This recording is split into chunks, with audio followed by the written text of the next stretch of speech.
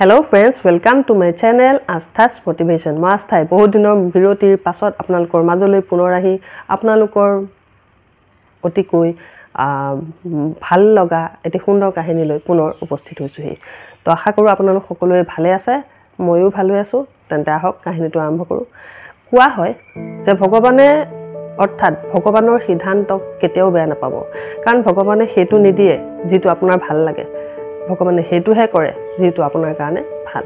এখিনিতে এটা সৰু কাহিনী। এই কাহিনীটো এটা সেলস ম্যানেজাৰ হয়। এই সেলস ম্যানেজাৰজনে এটা কোম্পানীত চাকৰি কৰিছিল। তেওঁ ম্যানেজাৰ আছিল, কিন্তু তেওঁ যেটো পদত আছিল তেওঁ সন্তোষ নাছিল, কিয়নো তেওঁ ভাল এটা দৰমহা পোৱা নাছিল। গতিকে তেওঁ বেলেগ এটা কোম্পানীত চাকৰি এটা পোৱা হলে সদায় ভাল আছিল বুলি মনতে ভাবি থাকে। কিন্তু তেওঁ এটা ভাল গুণ আছিল, তেওঁ সদায় অৰ্থাৎ তেওঁ ৰাতিপুৱা শুই উঠি হওক ৰাতি শুৱালৈকে জীৱনৰ প্ৰতিটো কথাতে কিন্তু ভগৱানক থেংক ইউ জনাই গৈছিল। তেওঁ এইটো কথা কেতিয়াও পাহৰি যোৱা নাছিল। এদিনাখন যেতিয়া তেওঁলৈ এটা ফোন কল আহিল যে বেলেগ এটা কোম্পানীৰ পৰা, তেওঁলোকে ক'লে যে আপোনাৰ এটা ইণ্টাৰভিউ লোৱা হ'ব। তেওঁলোকে ডেটটো কৈছিলে, কিন্তু টাইমটো কোৱা নাছিলে। যেতিয়া সেই ডেটটো আহিলে সেইদিনা সেই মেনেজাৰজনে অৰ্থাৎ সেলস মেনেজাৰজনে কি কৰিলে, আগদিনাই ৰাতি ঘড়ীত এলাৰ্ম দি থলে ৰাতিপুৱা 5:30 বজাত। কিন্তু কি আচৰিত, তেওঁ ৰাতিপুৱা 7:30 বজাতহে সাৰ পালে, গমেই নাপালে এলাৰ্ম বজাৰ। তো 7:30 বজাত যেতিয়া সাৰ পালে তেওঁ ভাবিছে অলৰেডি মই লেটেই হৈ গ'লো। তো আজিতো ডেটেই আছিলে, ফোন অহা কথা আছে। গতিকে তেওঁ উপায় নাপায় পটাপট ৰেডি হৈ পেলাই যেনে তেনে তেওঁ ঘৰৰ বাহিৰ ওলাই যেতিয়া তেওঁ বাইকখন ষ্টাৰ্ট দিলে, এনেকৈ ষ্টাৰ্ট দিওঁতে বাইকখন নচলা হৈ গ'ল। তাৰতো খং উঠি গ'ল, পুৰা খং উঠিলে। সি উপায় নাপায়, ইমান সময় তাৰ লেট হ'লেই, ৰাস্তালৈ গৈ ইফালে সিফালে এনেকৈ চাই কিবা পায় নেকি চালে।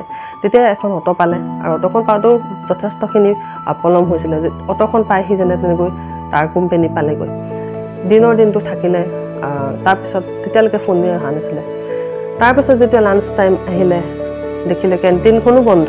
তাৰতো আৰু খং উঠিল, সি এতিয়া কি খাব, তাৰ খুব ভোক লাগিছে, কাৰণ সি একো খায়ে নাহিলে।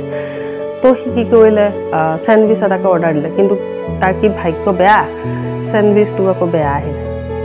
অলপ খাই সি বাকীখিনি পেলাই দিলে। কিন্তু তেতিয়ালৈকে ফোন কল অহা নাছিলে। এনেদৰে কাম কৰি থাকোঁতে সি চিন্তা কৰিছে যে ফোন কলটো কিয় অহা নাই ইমান দেৰিলৈকে। যেতিয়া সন্ধিয়া হ'ল, প্ৰায় 5:30 মান বাজিলে আবেলি, তেতিয়া সেই ফোন কলটো আহিলে তেওঁলৈ। অহাৰ লগে লগে যেতিয়া ফোনতে ইণ্টাৰভিউ লৈ থাকোঁতে হঠাতে ফোনটো ডিছকানেক্ট হৈ গ'ল। যেতিয়া সি ফোনটো এনেকৈ চালে, আৰে ছুইচ অফ হৈ গ'ল। তাৰতো আৰু খং উঠি গ'ল। খঙত সি ক'ব নোৱাৰা হৈ গৈছে। সি ভগৱানে কৈছে, ভগৱান মই তোমাৰ ইমান প্ৰিয় ভক্ত, তোমাক ইমান ভক্তি কৰোঁ, ইমান মই বিশ্বাস ৰাখোঁ, মোৰ লগত আজি কিয় এনেদৰে কৰিছা। ঠিক তাৰপিছতে সি ঘৰলৈ গুচি আহিলে। ঘৰলৈ আহি যেতিয়া সোমালে, ভালকৈ গা পা ধুই মেলি কিবা এটা খাই মেলি ফ্ৰেছ হৈ যেতিয়া সি বিচনাত শুবলৈ গ'ল, তেতিয়াই গ'ল কাৰেণ্টটো। তাৰতো আৰু খং উঠি গ'ল। তাহলে কি হৈছে আজি মোৰ লগত, আজি গোটেই দিনটো মোৰ বেয়া গৈছে, ভগৱান তুমি আচলতে কি বিচাৰিছা। সেইদৰে খঙত গালি পাৰি থাকোঁতে কেতিয়ানো তাৰ টোপনি আহিল সি গমেই নাপালে। তেতিয়া সি টোপনি গ'ল। তাক সপোনত ভগৱানে আহি দেখা দিলে। ভগৱানে তাক ক'লে উঠ। যেতিয়া সি সপোনতে ভগৱানক দেখা পাই ক'লে, ভগৱান তোমাক মই ইমান মানুহ, ইমান বিশ্বাস কৰোঁ, ইমান ভক্তি কৰোঁ, মোৰ লগত এইবিলাক কি কৰি আছা। আজি ৰাতিপুৱাৰ পৰা মোৰ দিনটো বেয়া। ৰাতিপুৱা সেয়া মই দেৰিকৈ সাৰ পালোঁ, গৈ পাই বাইকখন দেখিছোঁ বেয়া, অটোখনো পালোঁ দেৰিকৈ, ফোন কলটো আহিলোঁ দেৰিকৈ, তাকো কথা পাতি থাকোঁতে ইণ্টাৰভিউ হৈ থাকোঁতে ডিছকানেক্ট হৈ গ'ল। চেণ্ডউইচটো সেইটো বেয়া আহিলে, কেণ্টিন বন্ধ, ঘৰ আহি পাইছোঁ কাৰেণ্ট নাই, এইবিলাক কি হৈছে। তেতিয়া ভগৱানে ক'লে, শুন তোৰ যে এলাৰ্ম ক্লকটো দেৰিকৈ বাজিল, সেইটো ময়ে দেৰিকৈ বজাই দিলোঁ। আৰু তই যে সেই বাইকখনে যোৱা কথা আছিলে, সেইখন ময়ে বেয়া কৰি দিলোঁ। কাৰণ আজি তই যদি বাইকেৰে গলি হয়, তেন্তে তোৰ এক্সিডেণ্ট হোৱাটো খাটাং আছিলে, কাৰণ আজি তোৰ এক্সিডেণ্ট লিখা আছিলে।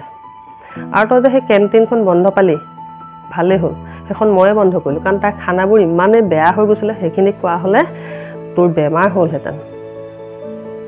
আৰু যে ফোনটো ডিছকানেক্ট, সেইটো ময়ে কৰিছিলোঁ, কাৰণ তই যিটো কোম্পানীৰ মানুহৰ লগত কথা পাতি আছিলি, সেই কোম্পানীটো এটা ফ্ৰড হয়। তোৰ পৰা পইচা সৰহ কৰাৰ সিহঁতে মতলব কৰি আছিলে।